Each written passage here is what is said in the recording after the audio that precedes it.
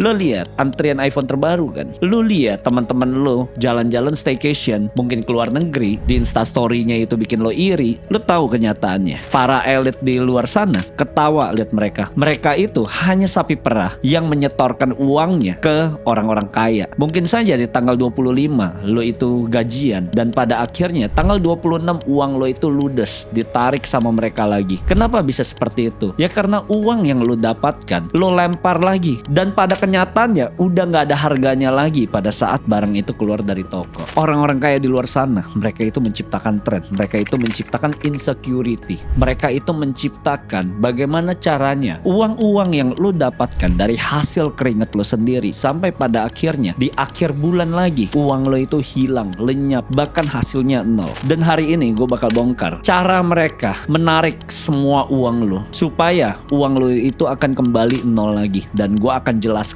sedetail mungkin. Harapannya nanti setelah lo menonton ini lo sadar bahwa uang yang lo dapatkan itu sangat berharga. Dalam hidup ini pil pahit itu yang paling menyehatkan. Jadi lo harus siap-siap, mental lo juga harus disiapkan untuk mencerna setiap informasi yang gue sampaikan kepada kalian.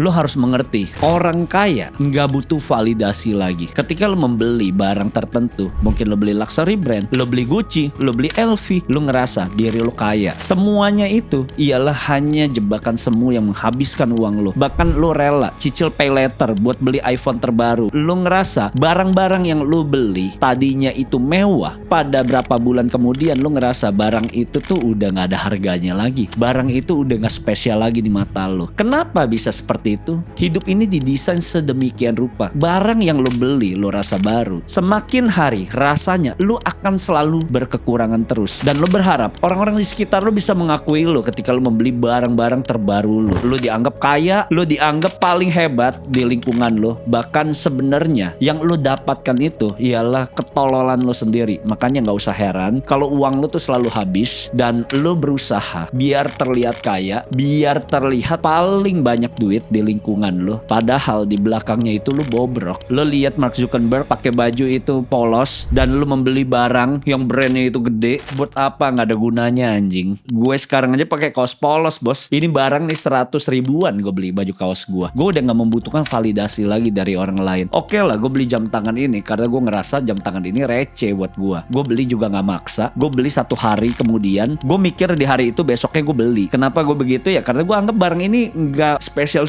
amat. Setelah gue beli jam ini rasanya apa? Gue biasa aja gitu. Ketika gue membeli ini gue suka. Gue bukan membeli ini demi gengsi buat kasih lihat ke lo. Nggak ada gunanya buat gue. Gue dalam hidup ini mungkin pada saat gue baru awal-awal gue memiliki uang, gue pengen membeli sesuatu yang dulunya gue nggak bisa beli. Tapi kan pada saat gue membeli itu gue sudah punya tabungan yang sangat banyak. Bukan membeli itu maksa. Tapi masalahnya lu terjebak dalam perbudakan konsumerisme ini sampai akhirnya lu ngerasa semua apapun yang lo beli membuat lo biar ditepuk tangan sama orang lain. Dan itu tuh salah besar ketika lo memanfaatkan apapun yang lo beli, apapun yang lo rasakan bisa happy karena orang lain happy. Pertanyaannya, semua barang yang lo beli, berapa hari lo bisa merasakan lo ini mampu lo beli lo? Nggak ada gunanya kan setelah beberapa hari itu. Kenapa lo harus menutup rasa insecure lo untuk sesuatu yang sifatnya itu ilusi, yang belum tentu orang itu peduli sama lo? Sedangkan lo peduli orang untuk mengakui keberadaan lo. Buat apaan bos? Sekarang lo lihat pakaian lo yang ada di lemari lo, ada berapa banyak? Ketika lo ingin membeli baju baru, mungkin lo ngelihat sepatu lo udah gak cocok sama baju baru lo, dan lo terpanggil untuk membeli sepatu baru lo, sedangkan kondisi sepatu lo itu masih bagus. Jebakan ini namanya Diderot Effect. Banyak orang, apalagi orang-orang di kelas pekerja, kelas menengah, yang merasa dirinya ingin diakui keberadaannya. Mereka membeli barang tersebut walaupun kondisi barang yang mereka punya itu bagus. Ketika lo pakai kaos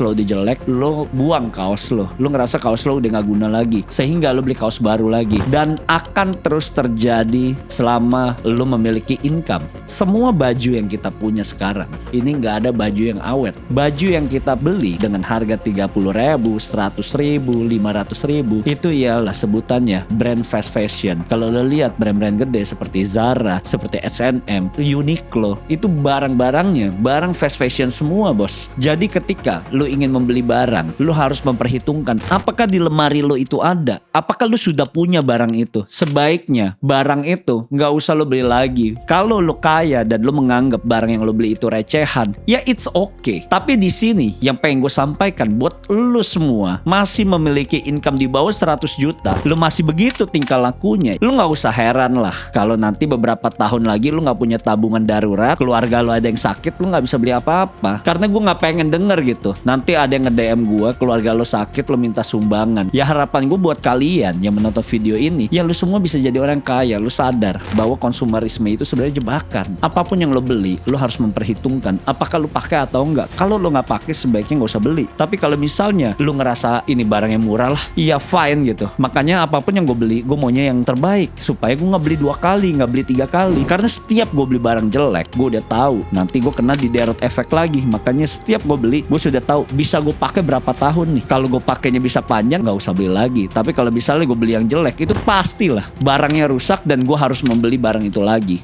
Di sini gue pengen ngebahas, kalau lu suka belanja borongan, itu diskonan, bahkan di tanggal kembar lu belanja, selamat bos, lu kena ilusi diskon. Semua orang yang berbisnis sudah tahu ini ialah menjebak customer supaya trafficnya itu makin gede. Kalau lu keperangkap gara-gara diskon dan lu ngerasa sebenarnya barang itu nggak guna, lu nggak pakai dan lu beli barang tersebut, congratulations. Yang tadinya mungkin saldo lu itu banyak, lama-lama menipis. Tiap gajian kok rasanya habis terus ya. Gue nggak beli apa-apa. Ternyata satu, lu nggak bisa mengontrol pengeluaran lu. Berapa banyak orang di sekitar gue ngelihat kok uangnya habis terus ya, padahal gajinya gede. Ternyata setiap bulan itu mereka kejar tanggal kembar, mereka belanja flash sale. Baju apa yang diskon 50% ya, padahal mereka nggak butuh-butuh banget. Dan gue juga sering ngelihat orang kalau misalnya ke mall, tiap ada diskon, barangnya itu sampah banget, tetap aja dibeli. Buat apaan ya? Kadang gue pikir belanja barang diskonan kayak begitu, gue kalau mau beli baju ya gue tinggal beli. Buat kalian yang sudah mengetahui konsep ini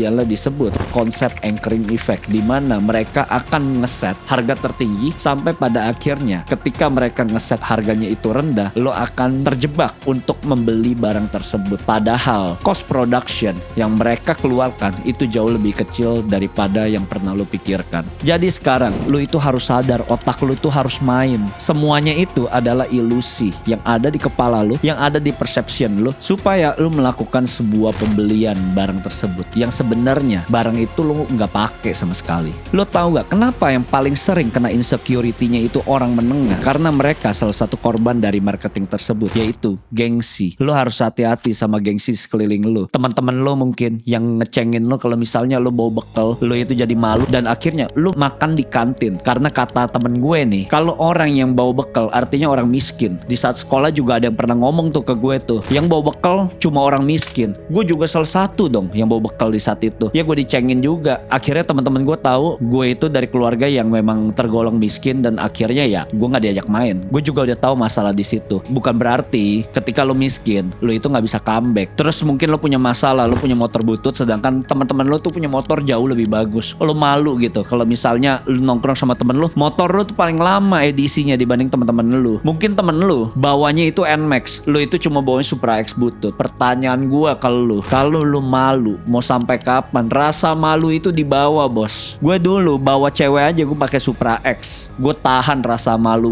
gue. Gue tahu suatu hari hidup gue berubah. Gue juga tahu gue pakai motor ini sementara doang kok. Tapi satu hal yang harus kalian sadar, lo harus bersyukur. Nggak semua orang punya motor kayak lu, nggak semua orang punya nasib yang sama kayak lu. Makanya hidup itu jangan gengsi. Orang-orang kaya itu mempermainkan lu semua supaya lu itu ngerasa insecure. Lu itu harus ngerasa membeli sesuatu tuh yang terbaru. Padahal seharusnya ketika lo ingin membeli sesuatu, yang harus lo pikir lo belinya tuh fungsi, bukan gengsi anjing. Gue kasih tahu realitanya. Kalau gue ketemu sama anak-anak konglomerat, mereka itu pakai sendalnya tuh sendal jepit swallow, gue kasih tahu aja. Pakai cuma jam tangannya iWatch bos. Pakai celana pendek santai aja gitu. Nggak ada ngadu-ngaduan gengsi. Yang gue lihat tuh kalau misalnya gue ke kafe, itu banyakan orang-orang dari kelas pekerja pakainya tas branded, sepatu branded. Buat apa sih? Jika lo sudah berada di fase gua, lu udah gak butuh itu semua. Lu udah gak butuh gengsi-gengsian. Mau lu bawa BMW butut pun mereka juga begini bos. Kenapa? Karena gak ada sesuatu lagi yang butuh kita akui. Kita udah tahu kita sama-sama punya value, ya itu yang harus kita tukar benar bukan sesuatu yang terlihat. Ketika lo ketemu orang kaya, lo pakai baju branded, apakah orang kaya itu bakal respect sama lo? Enggak sama sekali. Yang dilihat apa? Attitude lo, skill lo, value lo, bukan baju lo.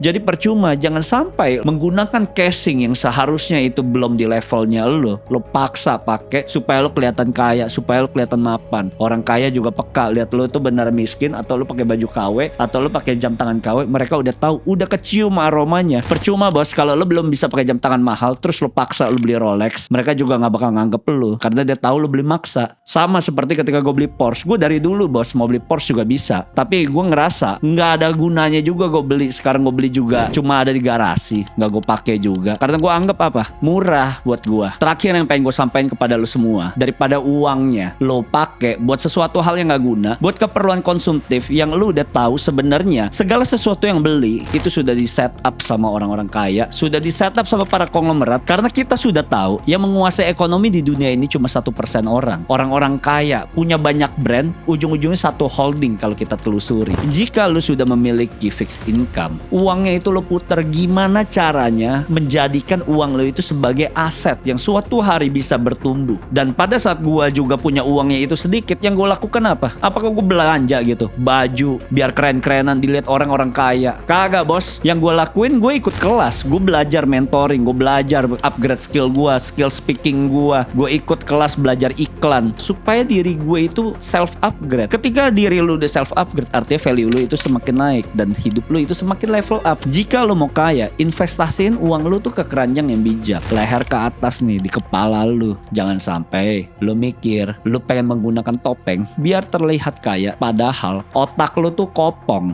See you guys.